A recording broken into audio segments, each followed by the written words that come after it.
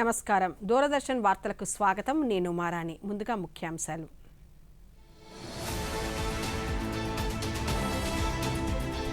ప్రముఖ సాంకేతిక నిపుణుడు నందన్ నీలేకని నేతృత్వంలో పరీక్షల సంస్కరణలపై ఉన్నత స్థాయి టాస్క్ ఫోర్స్ను ఏర్పాటు చేస్తున్నట్లు ప్రధాని మోదీ వెల్లడి.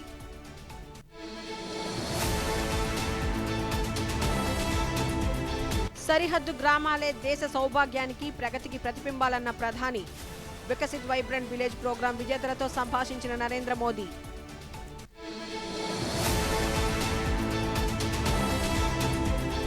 ఆగస్టు 1న భోగాపురం అంతర్జాతీయ విమానాశ్రయాన్ని ప్రధాని మోదీ ప్రారంభించనున్న నేపథ్యంలో విస్తృత ఏర్పాట్లు.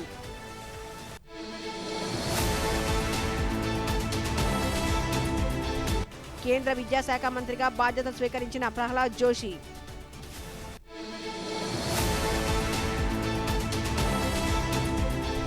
కార్గిల్ విజయ్ దివస్ సందర్భంగా దేశవ్యాప్తంగా అమరవీరులకు ఘన నివాళులు.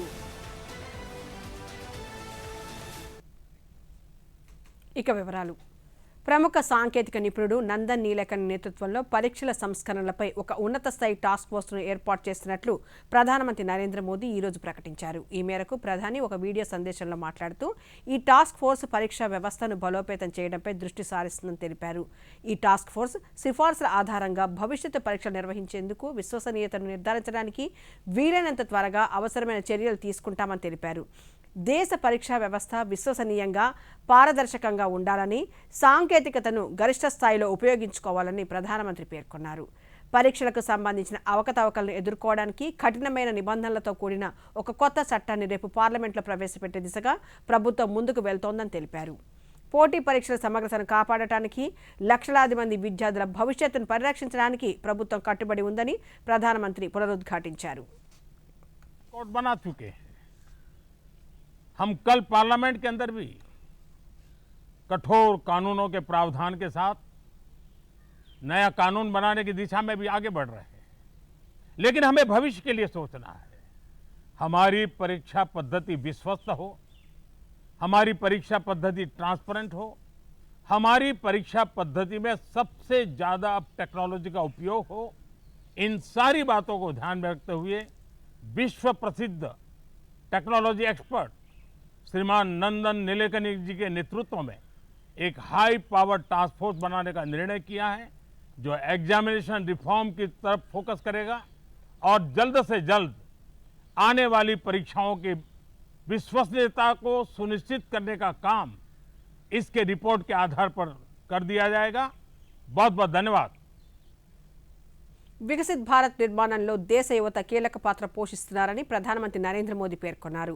వీడియో కాన్ఫరెన్స్ ద్వారా వికసిత్ వైబ్రెంట్ విలేజ్ ప్రోగ్రాం విజేతలను ఉద్దేశించి ప్రధానమంత్రి మాట్లాడుతూ యువత శక్తిని జాతీయ సవాళ్లను ఎదుర్కోవడానికి, పరిష్కారాలను కనుగొనడానికి మళ్లించినప్పుడు దేశ భవిష్యత్తు ఉజ్వలంగా మారుతుందన్నారు. యువత క్షేత్రస్థాయి వాస్తవాలతో మమేకమైనప్పుడు వారి సమ్మిళిత అభివృద్ధి దిశగా దేశ ప్రయాణాన్ని బలోపేతం చేస్తారని పేర్కొన్నారు. సరిహద్దు గ్రామాల దేశ సౌభాగ్యానికి, ప్రగతికి ప్రతిబింబాలని ప్రధానమంత్రి తెలిపారు. సరిహద్దు గ్రామాలు చివరివి కావని, ప్రగతికి మొదటి అడుగులని పేర్కొన్నారు.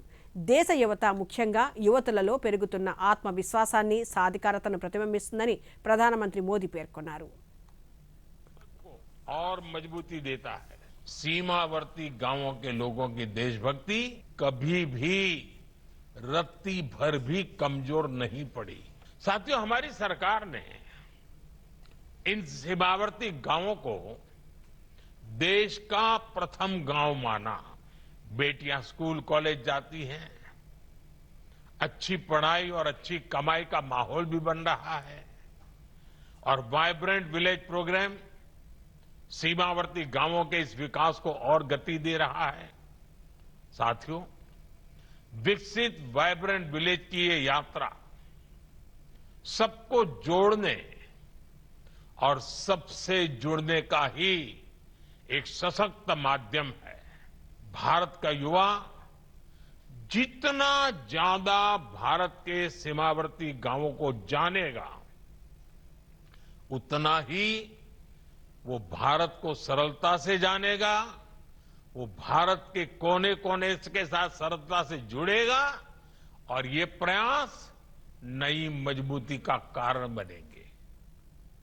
ఆదాయ పన్ను శాఖ అధికారులు సామాన్యుల ప్రయోజనాల కోసం పనిచేయాలని, ప్రతి చిన్న పనికి వారిని కార్యాలయాల చుట్టూ తిప్పుకోవద్దని కేంద్ర ఆర్థిక శాఖ మంత్రి నిర్మలా సీతారామన్ సూచించారు. కేంద్ర ఆర్థిక కార్పొరేట్ వ్యవహారాల శాఖ మంత్రి నిర్మలా సీతారామన్ ముంబైలోని నరిమన్ పాయింట్లో ఆదాయ పన్ను శాఖకు చెందిన అత్యాధునిక 13 అంతస్తుల కొత్త కార్యాలయ భవనం ఆయాకర్ సింధును ప్రారంభించారు. ఈ సందర్భంగా కేంద్ర మంత్రి మాట్లాడుతూ, దేశం కోసం జీవితాలను అంకితం చేసిన సైనికులకు, స్వాతంత్ర సమరయోధులకు నివాళిగా ఆదాయ పన్ను శాఖ అధికారులు నిజాయితీతో, అంకిత భావంతో దేశానికి సేవ చేయాలని ఆమె కోరారు.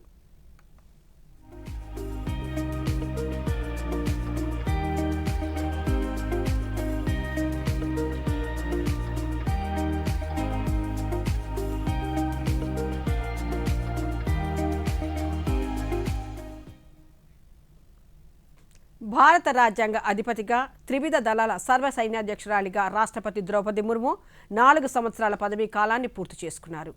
గిరిజన తెగకు చెందిన ఒక సాధారణ మహిళగా తన ప్రయాణాన్ని ప్రారంభించి దేశ అత్యున్నతమైన రాష్ట్రపతి భవన్కు చేరుకోవడంపై ప్రత్యేక కథనాన్ని ఇప్పుడు చూద్దాం. मैं द्रौपदी मुर्मू ईश्वर की शपथ लेती हूँ कि मैं श्रद्धापूर्वक भारत के राष्ट्रपति पद का कार्यपालन करूँगी. ద్రౌపది ముర్ము భారత 15వ రాష్ట్రపతిగా 2022 జూలై 25న ప్రమాణ స్వీకారం చేయడంతో దేశంలో నూతన అధ్యాయం ఆరంభమైంది.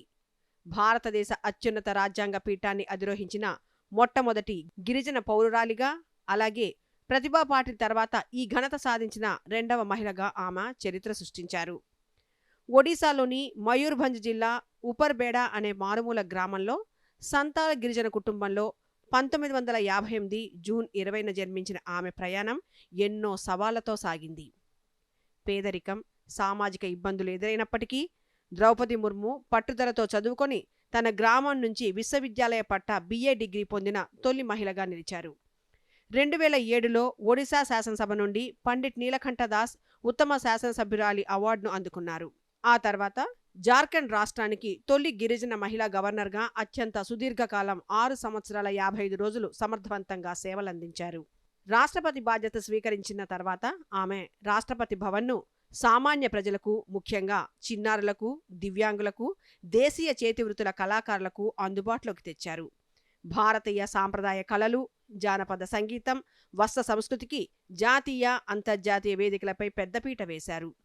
అంతేకాకుండా విదేశీ పర్యటనల ద్వారా మోల్దోవా, నార్త్ మాసిడోనియా, రొమేనియా వంటి దేశాలలో పర్యటించి భారత్ దౌత్య సంబంధాలను అంతర్జాతీయ స్థాయిలో మరింత బలోపేతం చేశారు.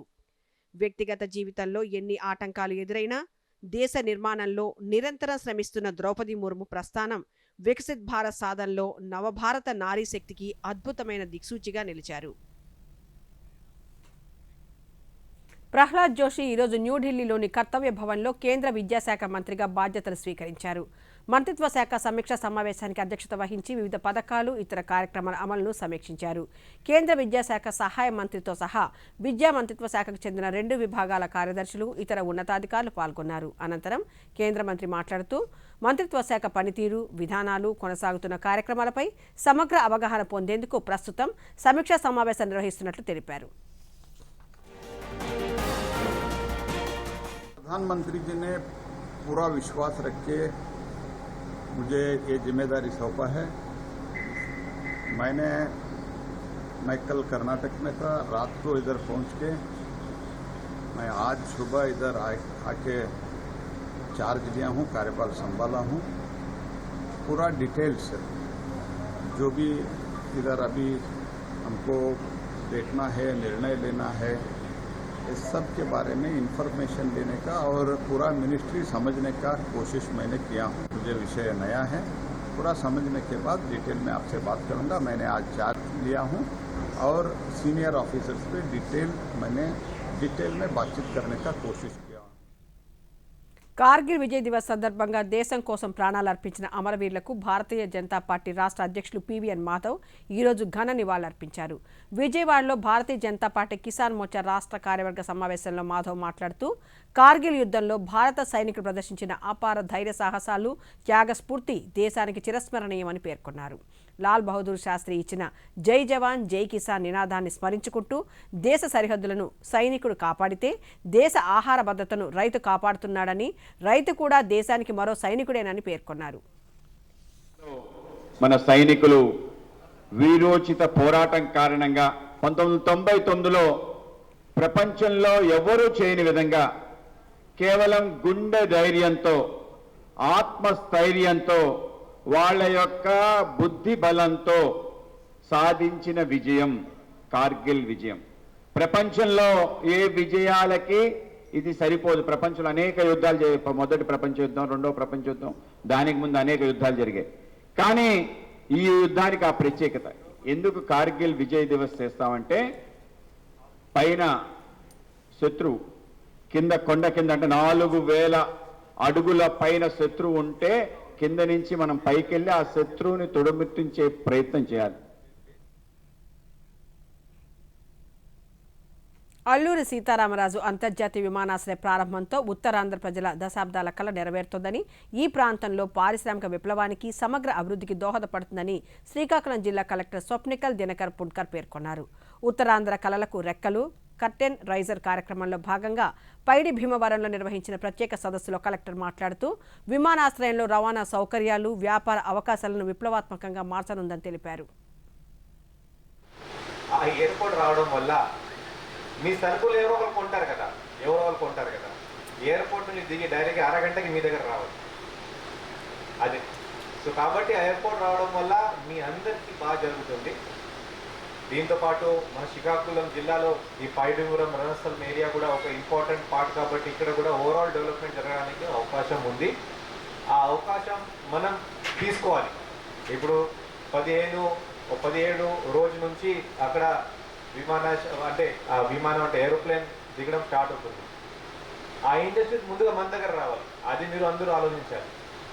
మీరు కూడా మీ సొంత ఏదైనా ఐడియా ఉంటే, సొంత ఏదైనా మీరు చేయాల్సిన ఏదైనా మీ మనసులో ఉంటే, మీ కొడుకు కూతురు ఏదైనా చేయాల్సిన మనసులో ఉంటే, దయచేసి ఈ ఐపీఓస్ దగ్గర లేకపోతే జిఎండిఎస్ దగ్గర చిన్న ఆఫీస్ ఉంది మన శ్రీకాకుళంలో, అక్కడ కూడా రావచ్చు. లేకపోతే ఇక్కడ కూడా ఎవరికొకరు కూర్చోబెడితే బాగుంటుంది, వాళ్ళు కూడా ఎక్స్ప్లెయిన్ చేస్తారు. ప్రజా ప్రయోజనకర కార్యక్రమాలను ముందుకు తీసుకువెళ్లడంలో విశాఖ వాసుల తోడ్పాటు అభినందనీయమని విశాఖ పార్లమెంట్ సభ్యులు ఎం భారత్ తెలిపారు. విశాఖ పశ్చిమ నియోజకవర్గం లక్ష్మీనగర్, ఇందిరానగర్ మధ్య నిర్మించిన రోడ్డును జిల్లా కలెక్టర్ అభిషిక్త్ కిషోర్తో కలిసి ఎంపీ ప్రారంభించారు.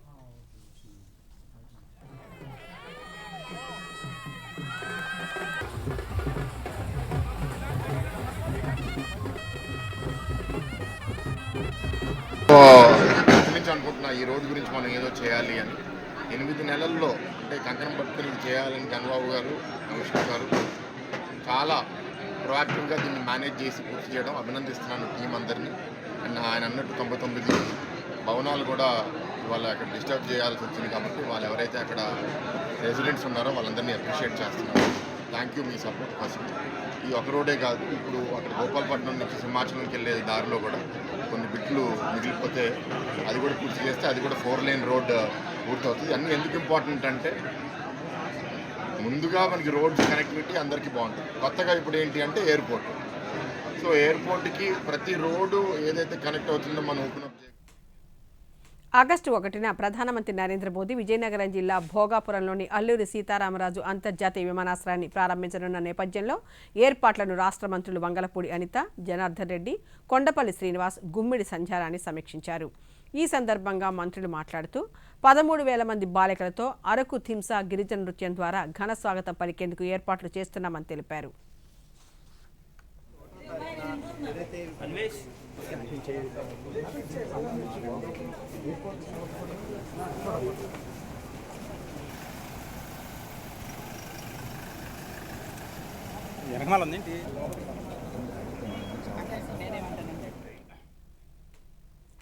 ప్రధానమంత్రి నరేంద్ర మోదీ ఆగస్టు 1న విజయనగరం జిల్లా పర్యటన నేపథ్యంలో ఇతర ప్రాంతాల నుండి వచ్చే వాహనాలు వెళ్లవలసిన మార్గాలను, వాటికి కేటాయించిన పార్కింగ్ స్థలాలకు వెళ్లే మార్గాలను జిల్లా ఎస్పీ ఎం దామోదర్ పరిశీలించారు. ఈ సందర్భంగా ఆయన మాట్లాడుతూ ఇతర ప్రాంతాల నుండి ఎయిర్పోర్ట్ ప్రారంభోత్సవ కార్యక్రమంలో పాల్గొనేందుకు బస్సుల్లో వచ్చే ప్రజలకు ఎటువంటి ఇబ్బందులు కలగకుండా చర్యలు చేపట్టామన్నారు.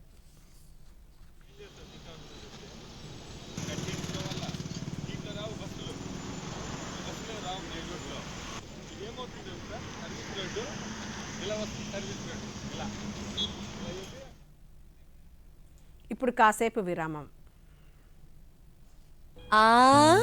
Good girl.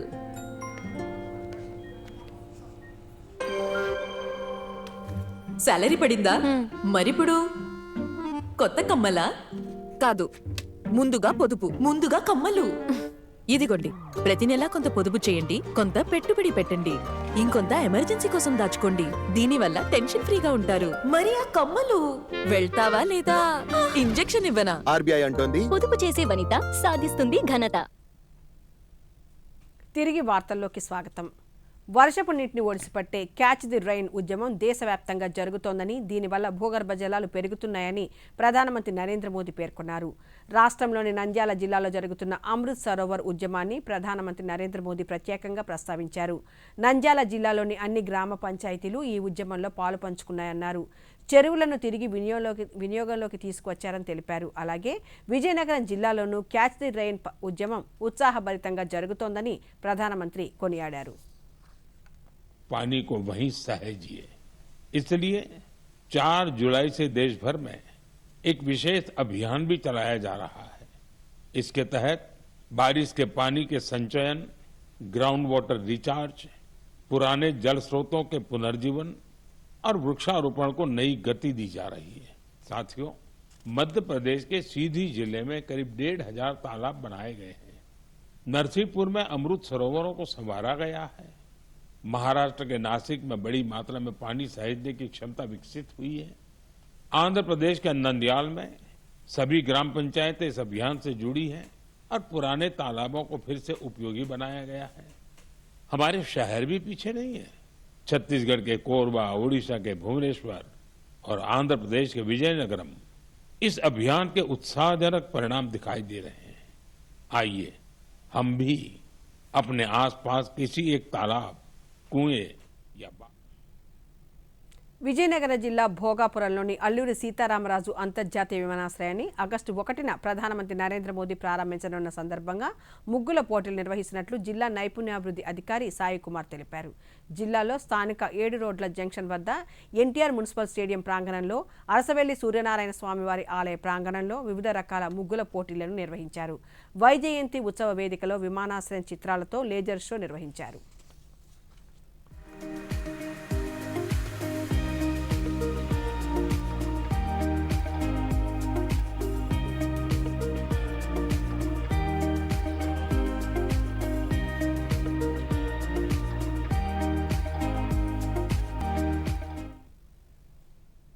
విజయవాడ ఇంద్రకీలాద్రిపై శ్రీ దుర్గా మల్లేశ్వర స్వామివార్ల దేవస్థానంలో అమ్మవారికి తెలంగాణ భక్తులు బంగారు బోనాన్ని సమర్పించారు.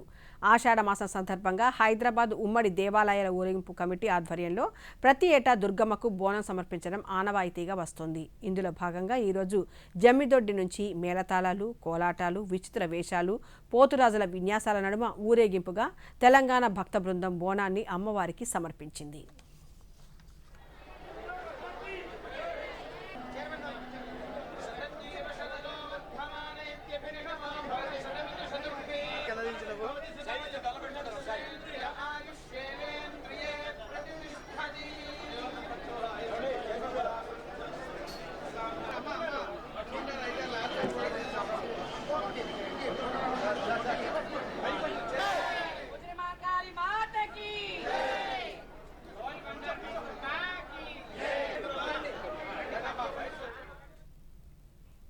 కార్గిల్ విజయ్ దివస్ 27వ వార్షికోత్సవ సందర్భంగా లడఖ్లోని డ్రాస్ సెక్టార్లోని కార్గిల్ యుద్ధ స్మారక స్తూపం వద్ద రక్షణ మంత్రి Rajnath Singh, chief of army staff Dheeraj సేత్తో కలిసి ఘనంగా నివాళులర్పించారు. ఈ సందర్భంగా రక్షణ మంత్రి మాట్లాడుతూ, పాకిస్తాన్ చేసే ఎలాంటి దుస్సాహసానికైనా భారత్ ఊహకందని రీతిలో గట్టిగా బదులివ్వగల సామర్థ్యంతో ఉందన్నారు. కార్గిల్ యుద్ధం కేవలం సైనిక దౌత్యపరమైన విజయమే కాదని, భారత సైనికుల అసాధారణ ధైర్య సాహసాలను ప్రపంచం వీక్షించిన చారిత్రాత్మక క్షణమని ఆయన కొనియాడారు.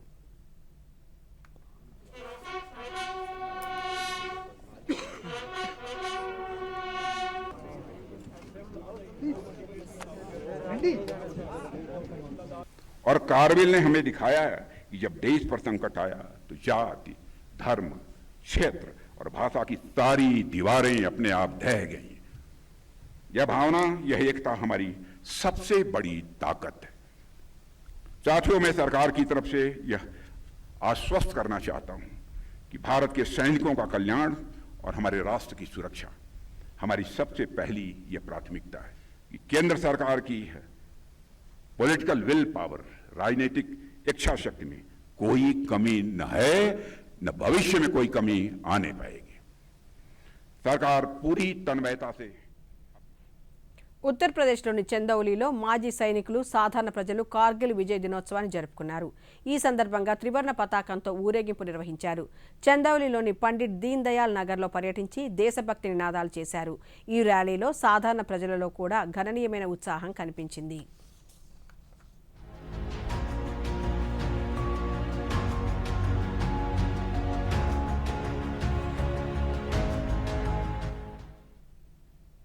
ప్లాస్టిక్ వ్యర్థాలను పునర్వినియోగించాలని ప్రధానమంత్రి నరేంద్ర మోదీ సూచించారు.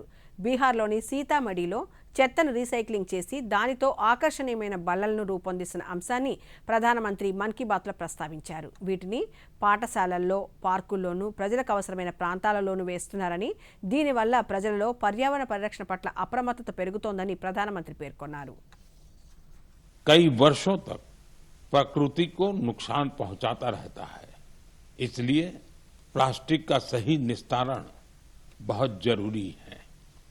साथियों, बिहार के सीतामढ़ी में वेस्ट टू वेल्थ का शानदार उदाहरण सामने आया है।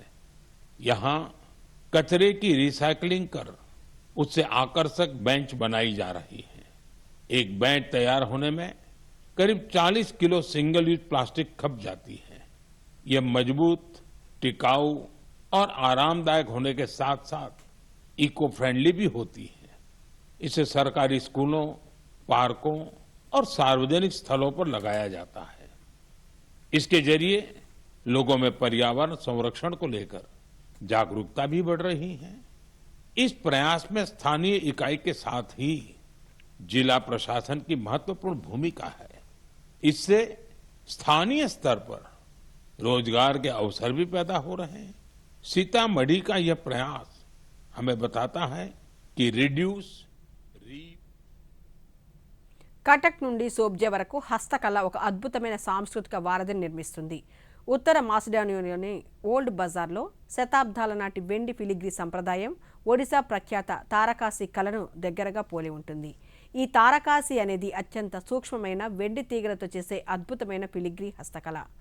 స్వచ్ఛమైన వెండిని కరిగించి పలుచని తీగలుగా మార్చి వాటితో పక్షులు, జంతువులు, దేవాలయాల నమూనాలను, ఆభరణాలను తయారు చేస్తారు. ఈ కళకు అధికారికంగా జిఐ ట్యాగ్ కూడా లభించింది.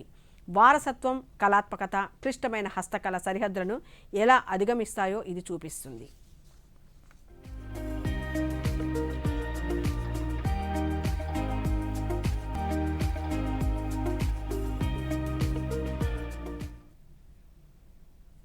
భూమి, సముద్రం కలిసే ఉప్పునీటి తీరాలలో సునామీలు, తుఫాన్లు, అలల ఉప్పెన్ల నుంచి మానవాళిని కాపాడే ప్రత్యుపకారాలు మ్యాంగ్రోవ్ గ్రోవ్స్ అనగా మడ అడవులు.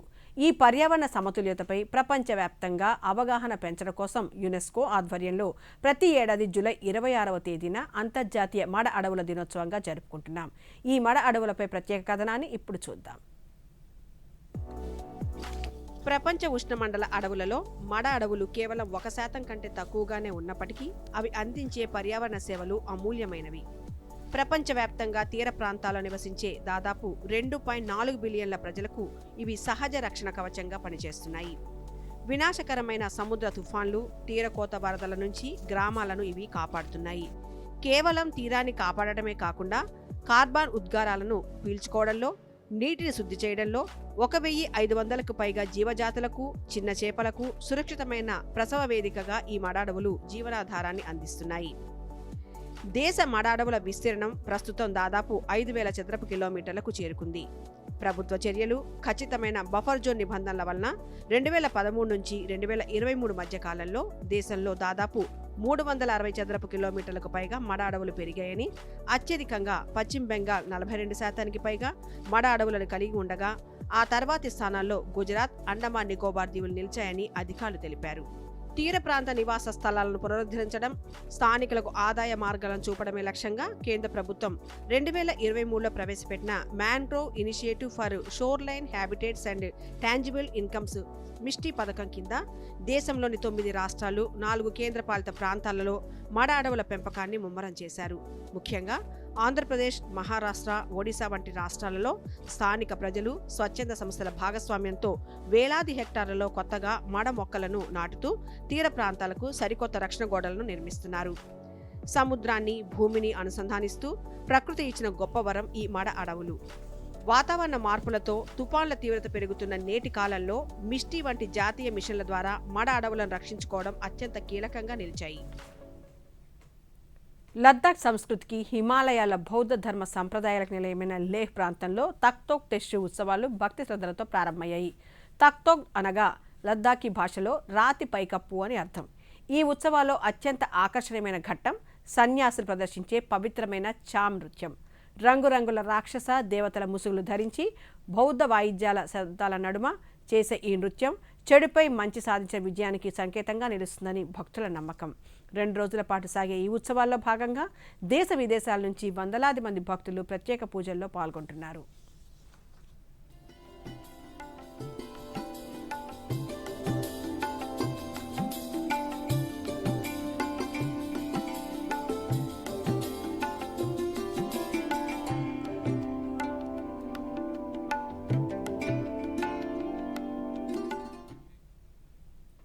న్యూఢిల్లీలోని ఇండియా హ్యాబిటాట్ సెంటర్లో ప్రభా సొసైటీ ఫర్ చైల్డ్ డెవలప్మెంట్ ఆధ్వర్యంలో ఏర్పాటు చేసిన ఆర్ట్ ఎగ్జిబిషన్ దివ్యాంగ మహిళా కళాకారులతో చిత్రకళ ప్రదర్శనను నిర్వహించింది. 15 మంది దివ్యాంగ మహిళా కళాకారులు గీసిన చిత్రాలు వీక్షకులను ఎంతగానో ఆకట్టుకున్నాయి. మాటలు రానివారు, తమ భావాలను సులభంగా వ్యక్తపరచలేని వారికి తమ ఆంతర్యాన్ని ప్రపంచానికి చాటడానికి ఈ ప్రదర్శన గొప్ప వేదికగా నిలిచింది.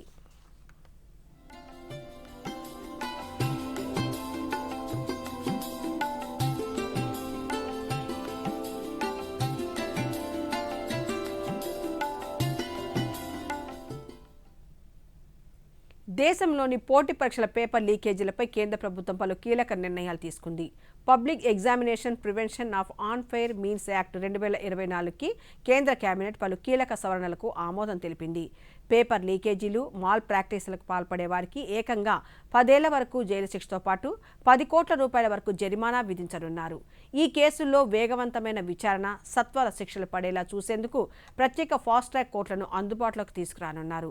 ఇప్పటికే ఢిల్లీ, మధ్యప్రదేశ్, మహారాష్ట్ర వంటి పలు రాష్ట్రాలు ఇటువంటి ప్రత్యేక కోర్టులను ఏర్పాటు ప్రకటించాయి.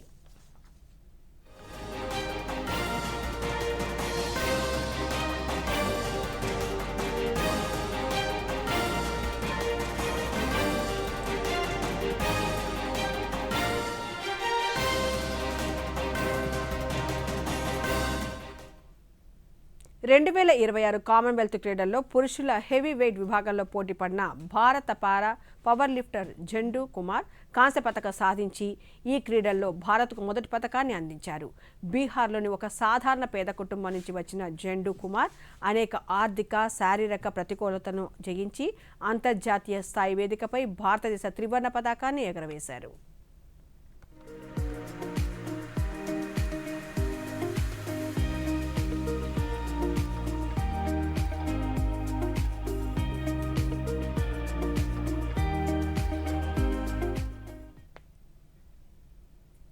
వార్తలు ముగించే ముందు ముఖ్యాంశాలు మరోసారి.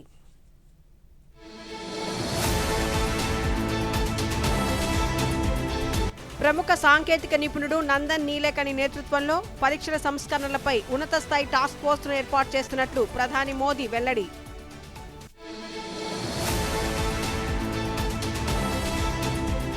సరిహద్దు గ్రామాలే దేశ సౌభాగ్యానికి, ప్రగతికి ప్రతిబింబాలన్న ప్రధాని. వికసిత్ వైబ్రెంట్ విలేజ్ ప్రోగ్రాం విజేతలతో సంభాషించిన నరేంద్ర మోదీ.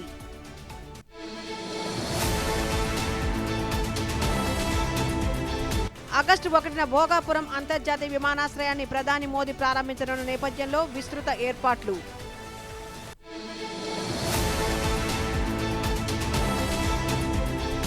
కేంద్ర విద్యాశాఖ మంత్రిగా బాధ్యతలు స్వీకరించిన ప్రహ్లాద్ జోషి.